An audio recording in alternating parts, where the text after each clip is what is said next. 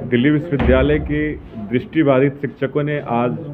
Due to प्रतिनिधियों से मुलाकात कर उनके सामने अपनी बातें रखी। इसी संदर्भ में आज बात करने के लिए हमारे साथ मौजूद हैं डूटा के vice president doctor Pradeep Kumar ji, जिनसे हम बात करते हैं कि सर आज दृष्टिबाधित शिक्षक जो है वो डूटा प्रतिनिधियों से मिलने आए। तो डूटा प्रतिनिधि मंडल में आज आप उपस्थित थे, क्या बातचीत हुई, क्या मांगे थी उनकी? देखिए, बेसिकली उनकी जो मांगे थी कुछ जिस परिसर में वो लोग काम करते हैं उसको कैसे आसान बनाया जाए, उससे रिलेटेड उस तरह की समस्याएं थी। और कुछ दूसरी तरह की जो जेन्युइन प्रॉब्लम्स थी, जैसे बहुत सारी जगह पोजीशंस जो हैं वो एडवर्टाइज्ड हैं, नोटिफाइड हैं, लेकिन उनके अगेंस्ट में वो लोग काम ना करके किसी और कैटेगरी के लोग काम कर रहे हैं। तो वो एक मुख्य मांग है उनकी कि भाई जो भी पोजीशंस नोटिफाई हो रही हैं, जब तक उन पर परमानेंट इंटरव्यू नहीं होता है, स्थायी इंटरव्यू नहीं होता है, तब तक कॉलेज प्रशासन को ये चाहिए कि उन पर अडहॉक के तौर पर उन्हीं लोगों को एक तरह से नियुक्त किया जाए, ताकि उनको एक एक्सपीरियंस मिले और जो एक फाइनेंशियल गेन हो सकता है वो भी उनको हो। और ये कैसे पॉसिबल है कि जैसे एक सब्जेक्ट में ज़्यादा लोग अवेलेबल हैं, दूसरे में कम हैं, तो आप इसको कैसे एडजस्ट करेंगे? देखिए, मुझे ये लगता है ना कि ये देखा गया है कि कहीं ना कहीं हमारे जो दिव्यांग साथी है, मतलब एक ट्रेंड के तौर पे इसको देख सकते हैं कि कुछ जो वैसे सब्जेक्ट माने जाते हैं, सॉफ्ट आप उनको कह सकते हैं, उसमें एक ज़्यादा संख्या मिलती है। तो मुझे ऐसा लगता है जैसे 2008 में दिल्ली यूनिवर्सिटी ने एक इस तरह का प्रावधान किया था, जब ये प्रॉब्लम आई थी, कि एक पूल क्रिएट किया था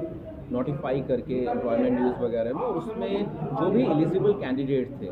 चाहे वो फिजिकली चैलेंज हैं, चाहे वो मतलब जो भी दिव्यांग साथी थे, उसको लेकर एक पूल बनाया था। और उसमें एक तरह की जो अवेलेबिलिटी होती है उसके ज़रिए जानने की कोशिश की गई थी कि किन किन सब्जेक्ट में उनकी उपलब्धता है, और उस उपलब्धता के हिसाब से उन सब्जेक्ट में उन पोजीशंस को नोटिफाई किया गया,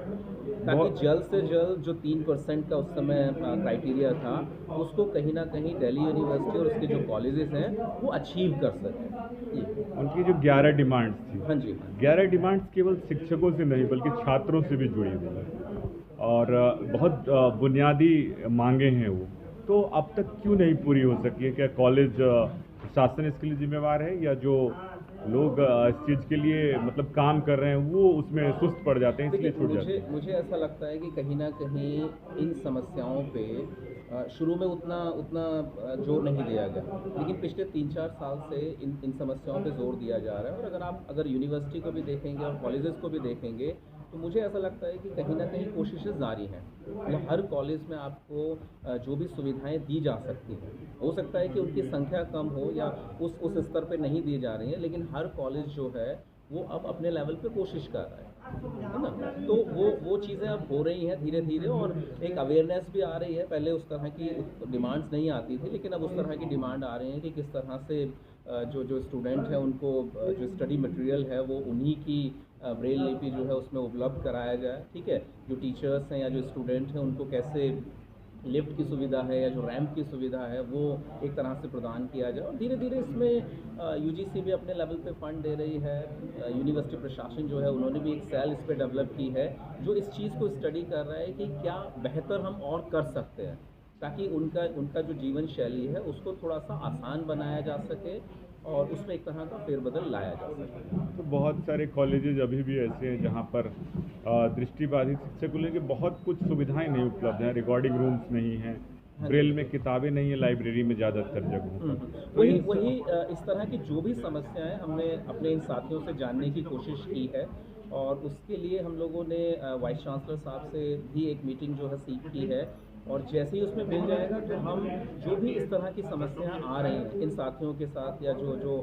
विद्यार्थी समूह है उसके साथ, हम लोग वाइस चांसलर लेवल पे भी बात करेंगे, और वहाँ से भी जो सुविधा हमें मिल सकती है, जिससे जो भी इस तरह की कमियां हैं, खामियां हैं, हम उनको उजागर करने की कोशिश करेंगे। और वहाँ से जैसे जैसे फॉर एग्जांपल अभी आप देखें कि एक सेल जो है दिल्ली यूनिवर्सिटी ने क्रिएट की है, ठीक है, तो उसमें इसी चीज़ को स्टडी किया जाएगा कि जो जो हमारे दिव्यांग साथी हैं वो किस तरह की प्रॉब्लम्स फेस कर रहे हैं, उनके ऊपर एक रिसर्च विंग जो है वो तैयार करने की बात की गई है। तो मुझे लगता है कि इस तरह की जो कोशिशें विश्वविद्यालय प्रशासन के ज़रिए हो रही हैं, उससे कहीं ना कहीं हम इस समस्या को पूरे तौर पे तो नहीं, लेकिन इसका कुछ समाधान हम निकाल पाएंगे। जो पिछली 11 डिमांड्स थी हाँ जी। और उसमें नई 3 डिमांड्स जोड़ करके लोगों ने आपके सामने रखी हैं, तो वो 3 नई डिमांड्स कौन सी हैं? उसमें देखिए, एक तो ये है कि इस बीच में कॉलेजेस में काफ़ी गेस्ट अपॉइंटमेंट हुए,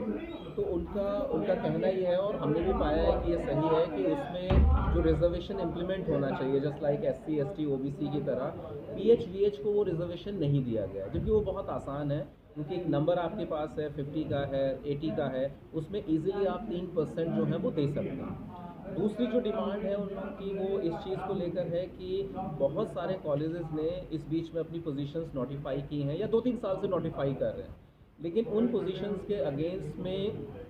जिन लोगों के लिए वो पोस्ट हैं, उनको एडहॉक के तौर पे एंगेज नहीं किया गया, और ना ही उस तरह की कोशिश की गई है,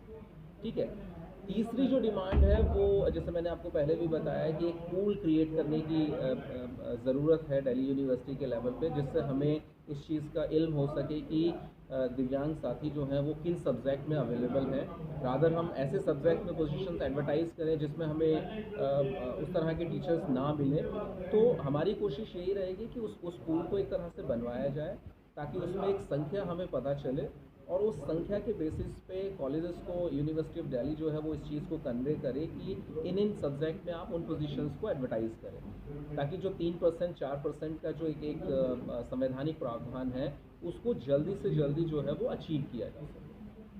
तो डूटा अपने सकारात्मक रुख के साथ वाइस चांसलर के सामने सारे पक्ष रखी। बिल्कुल, हम लोगों ने 5 अप्रैल को जो 11 डिमांड्स थी उसको बाकायदा अपने लेटर हेड पे डूटा ने उसको दिया है,